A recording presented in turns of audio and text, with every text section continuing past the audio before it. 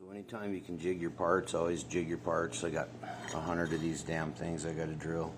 2 holes in each one, stair clips. So I set me up a backstop, this big long tube. It's got it clamped down real good on each end. It's nice and tight. And then just did a little stop on each end so I can slide it from one side over to the other side. And if you see how I got it set up, I got these open runners right at the tail end. So if there's any stuff laying in there, it just drops off and that goes on up against the stop. Done drilling that hole. Same thing on this side.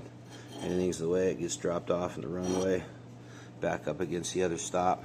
Anytime you can jig your parts, I mean, this will be way more consistent than laying each one out with a tape or even taking a piece of flat and doing a template or something.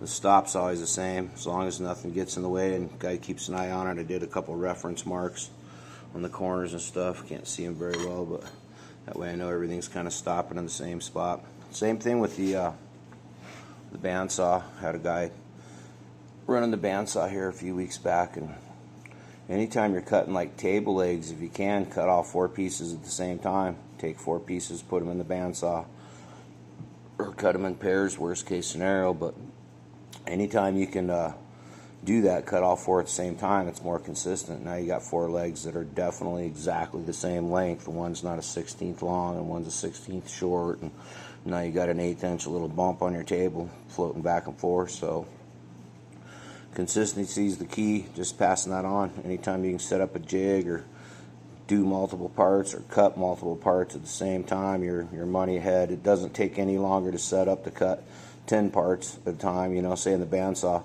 doesn't take really any longer to cut up to set 6 parts at a time than 1 part at a time. You still had to go through the same motions. So anyhow, just throwing that out there. A little advice for new people getting into it and stuff. A couple pointers. Everybody be safe.